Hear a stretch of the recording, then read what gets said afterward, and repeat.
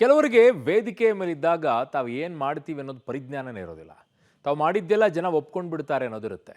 ಅದು ಇನ್ನೊಬ್ಬರ ಭಾವನೆಗಳಿಗೆ ಧಕ್ಕೆ ಆಗುತ್ತೆ ಅನ್ನುವಂಥ ಕನಿಷ್ಠ ಜ್ಞಾನನೂ ಇರುತ್ತೋ ಅಥವಾ ಇರಲ್ವೋ, ಅಥವಾ ಇದ್ದೂ ಕೂಡ ಹಂಗೆ ಮಾಡ್ತಾರೋ ಗೊತ್ತಿಲ್ಲ. ಕಾಂತಾರ ವಿಚಾರದಲ್ಲಿ ಅಪಹಾಸ್ಯವನ್ನು ಮಾಡಿದಂಥ ರಣವೀರ್ ಸಿಂಗ್ ವಿಚಾರದಲ್ಲಿ ಆದಂಥ ಬೆಳವಣಿಗೆ ಇದು.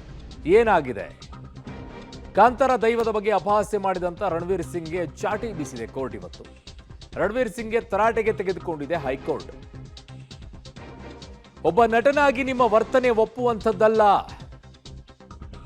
ಕ್ಷಮೆ ಕೇಳಿದಾಕ್ಷಣ ಎಲ್ಲವೂ ಕೂಡ ಮುಗಿಯಲ್ಲ ಅಂತ ನ್ಯಾಯಮೂರ್ತಿ ನಾಗಪ್ರಸನ್ನ ಅವರು ಹೇಳಿದ್ದಾರೆ. ವಿಚಾರಣೆಗೆ ಸಹಕರಿಸಲು ರಣವೀರ್ ಸಿಂಗ್ಗೆ ಸೂಚನೆಯನ್ನ ಕೊಟ್ಟಿದ್ದಾರೆ.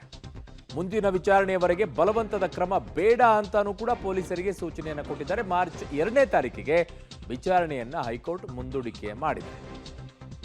ಕಾಂತಾರ ದೈವದ ಬಗ್ಗೆ ಅಪಹಾಸ್ಯವನ್ನ ಮಾಡಿದಂತಹ ರಣವೀರ್ ಸಿಂಗ್ ವಿಚಾರದಲ್ಲಿ ಹೈಕೋರ್ಟ್ ಇವತ್ತು ಚಾಟಿ ಬೀಸಿದೆ.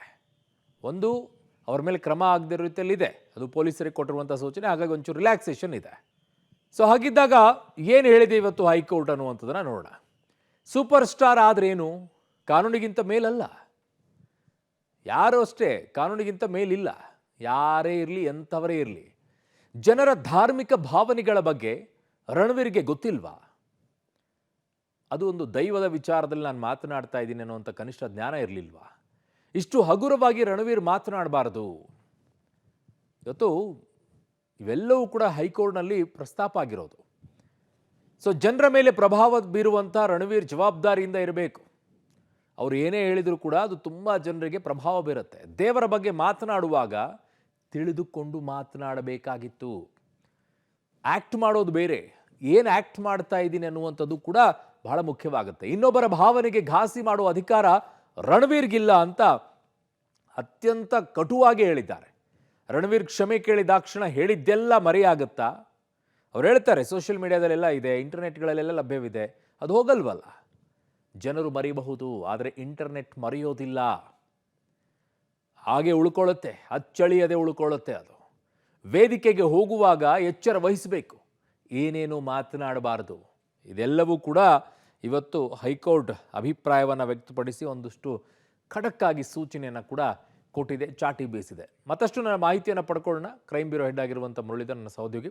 ಮುರಳಿ, ಈ ವಿಚಾರದಲ್ಲಿ ಈಗ ಒಂದು ರಿಲ್ಯಾಕ್ಸ್ ಸಿಕ್ಕಿರಬಹುದು, ಯಾವ ಕ್ರಮನೂ ಬೇಡ ಅಂತ ಹೇಳಿ. ಬಟ್ ಮಗದೊಂದು ಕಡೆಗೆ ಕೇವಲ ಇದು ರಣವೀರ್ ಸಿಂಗಿಗೆ ಮಾತ್ರ ಅಲ್ಲ, ಬಹುತೇಕ ದೊಡ್ಡವರು ಅಂತ ಕರೆಸ್ಕೊಳ್ಳುವಂಥವ್ರು ಯಾರ್ಯಾರಿದ್ದಾರೆ, ಸ್ಟಾರ್ ಆಗಿರ್ಬೋದು, ರಾಜಕಾರಣಿಗಳಾಗಿರ್ಬೋದು, ಯಾರೇ ಇರಬಹುದು, ವೇದಿಕೆಯ ಮೇಲೆ ನಿಂತ್ಕೊಂಡು ಅಪಹಾಸ್ಯ ಮಾಡುವಂಥ ವಿಚಾರದಲ್ಲಿ ಒಂದು ದೊಡ್ಡ ಮೆಸೇಜ್ ಇದೆ. ಕಾರಣ, ಇತ್ತೀಚೆಗೆ ಕೆಲವೊಂದಿಷ್ಟು ಸ್ಟ್ಯಾಂಡಪ್ ಕಾಮಿಡಿಯನ್ಸ್ ಇದ್ದಾರೆ.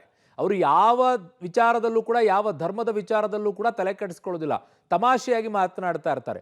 ಅಂಥವ್ರಿಗೂ ಒಂದು ಮೆಸೇಜ್ ಆಗಬೇಕು ಅಂತ ಅನಿಸುತ್ತೆ ಈ ಕೇಸು. ಅರುಣ್, ಖಂಡಿತ. ಯಾಕೆಂದರೆ ರಣವೀರ್ ಸಿಂಗ್ ಅವರ ಅರ್ಜಿ ವಿಚಾರಣೆ ಸಂದರ್ಭದಲ್ಲಿ ಇದೇ ರೀತಿಯ ಅಭಿಪ್ರಾಯವನ್ನು ಮತ್ತು ಹೈಕೋರ್ಟು ಚಾಟಿಯನ್ನು ಬಿಡಿಸಿರುವಂಥದ್ದು. ಯಾಕೆಂದರೆ ಒಂದು ಸಮುದಾಯ, ಆ ಸಮುದಾಯದ ಆರಾಧನೆ ಏನಿತ್ತು, ಆರಾಧನೆಗೆ ಈ ರೀತಿಯಲ್ಲಿ ಕಳಂಕವನ್ನು ತರುವಂಥದ್ದು, ಜೊತೆಗೆ ಅದನ್ನು ಅಪಹಾಸ್ಯ ಮಾಡುವಂಥ ಪ್ರಯತ್ನಗಳನ್ನು ಮಾಡಬಾರ್ದು. ಯಾಕೆಂದರೆ ಈಗ ಸಾಮಾಜಿಕವಾಗಿ ಆ ರೀತಿ ಹೇಳ್ತಾರೆ, ಹೇಳಾದ ನಂತರ ಸಾಮಾಜಿಕ ಜಾಲತಾಣಗಳಲ್ಲಿ ಅದು ಇದ್ದೇ ಇರುತ್ತೆ. ಇದು ನಾವು ಮರಿಬೋದು, ನೀವು ಮರಿಬೋದು, ಕ್ಷಮೆ ಯಾಚಿಸಿದ್ರೆ. ಆದರೆ ಅದು ಇಂಟರ್ನೆಟ್ಟಲ್ಲಿ ಪದೇ ಪದೇ ವೈರಲ್ ಆಗುವಂಥದ್ದು ಅಥವಾ ಪದೇ ಪದೇ ಅದು ಹೊರಗಡೆ ಬರುವಂಥ ಸಾಧ್ಯತೆಗಳಿರ್ತವೆ. ಅದಕ್ಕೆ ನೀವು ಏನು ಉತ್ತರವನ್ನು ಕೊಡ್ತೀರಿ ಅನ್ನೋದ್ರ ಬಗ್ಗೆಯೂ ಕೂಡ ತಮ್ಮ ಅಭಿಪ್ರಾಯವನ್ನು ವ್ಯಕ್ತಪಡಿಸಿರುವಂಥದ್ದು. ಜೊತೆಗೆ ಒಬ್ಬ ಸೂಪರ್ ಸ್ಟಾರ್ ಅಂತ ಕರ್ಸ್ಕೊಂಡಂಥವ್ರು ಸೂಪರ್ ಸ್ಟಾರ್ ಈ ರೀತಿ ಮಾಡ್ತಾ ಅಂದಾಗ ಅವರ ಅನುಯಾಯಿಗಳು ಮತ್ತು ಅಭಿಮಾನಿಗಳು ಯಾರಿರ್ತಾರೆ ಅವರು ಇದನ್ನು ಅನುಕರಣೆಯನ್ನು ಮಾಡ್ತಾರೆ. ಅನುಕರಣೆಯನ್ನು ಮಾಡಿದ ಬಳಿಕ ಮತ್ತೆ ಅರ್ಧ ಸಮುದಾಯಕ್ಕೆ, ಅಂದರೆ ಯಾವ ಸಮುದಾಯ ಪೂಜೆಯನ್ನು ಮಾಡ್ತದೆ ಆ ಸಮುದಾಯಕ್ಕೆ ಅವಮಾನ ಮಾಡ್ದಂಗೆ ಮತ್ತು ಅಪಹಾಸ್ಯ ಮಾಡ್ದಂಗೆ ಅನ್ನೋದ್ರ ಬಗ್ಗೆಯೂ ಕೂಡ ತಮ್ಮ ವಿಚಾರವನ್ನು ತಿಳಿಸಿರುವಂಥದ್ದು.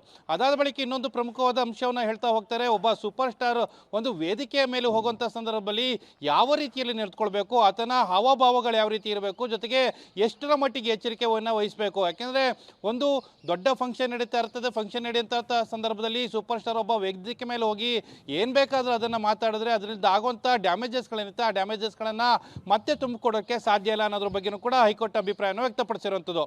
ಜೊತೆಗೆ ವಿಡಿಯೋ ತುಣುಕಿನ ವಿಚಾರವನ್ನು ಕೂಡ ಹೈಕೋರ್ಟ್ ಪ್ರಸ್ತಾಪ ಮಾಡಲಿಕ್ಕೆ ಹೋಗ್ತದೆ. ಅಲ್ಲಿ ವ್ಯಕ್ತಿ ತಡಿಲಿಕ್ಕೆ ಹೋಗ್ತಾರೆ ಅಂದ್ರೆ ರಿಷಬ್ ಅದನ್ನ ಅಥವಾ ಸ್ಟೇಜ್ನ ಕೆಳಗಡೆ ಮಾಡುವಂತ Okay. ಅಪಹಾಸ್ಯ ಏನಿತ್ತು ಅದನ್ನ ತಡಿಲಿಕ್ಕೆ ಹೋಗ್ತಾರೆ. ಅದಾದ ಬಳಿಕವೂ ಕೂಡ ಆತ ವೇದಿಕೆ ಮೇಲೆ ಹೋಗಿ ಅಪಹಾಸ್ಯನೆ ಮಾಡುವಂಥದ್ದು ಸರಿಯಲ್ಲ ಅಂತ ಹೇಳಿ ಏನು ಚಾಟಿಯನ್ನು ಬೀಸಿರುವಂಥದ್ದು. ಜೊತೆಗೆ ತನಿಖೆಗೆ ಸಹಕಾರವನ್ನು ಮಾಡಬೇಕು, ಜೊತೆಗೆ ಪೊಲೀಸರಿಗೆ ಒಂದು ಸೂಚನೆಯನ್ನು ಕೊಟ್ಟಿದ್ದಾರೆ. ಈ ಮುಂದಿನ ಅರ್ಜಿ ಇತ್ಯರ್ಥ ಆಗೋ ತನಕ ಕೂಡ ಯಾವುದೇ ರೀತಿಯ ಬಲವಂತದ ಕ್ರಮವನ್ನು ಕೈಗೊಳ್ಳಬಾರದು ಅಂತ ಹೇಳಿ ಒಂದು ಸಣ್ಣ ರಿಲ್ಯಾಕ್ಸೇಷನ್ ಅನ್ನು ಕೂಡ ಕೊಟ್ಟಿರುವಂಥದ್ದು. ಅರುಣ್. ಓಕೆ ಮುರಳೀಧರ್, ನಿಮ್ಮೆಲ್ಲ ಮಾಹಿತಿಗೆ ಧನ್ಯವಾದಗಳು.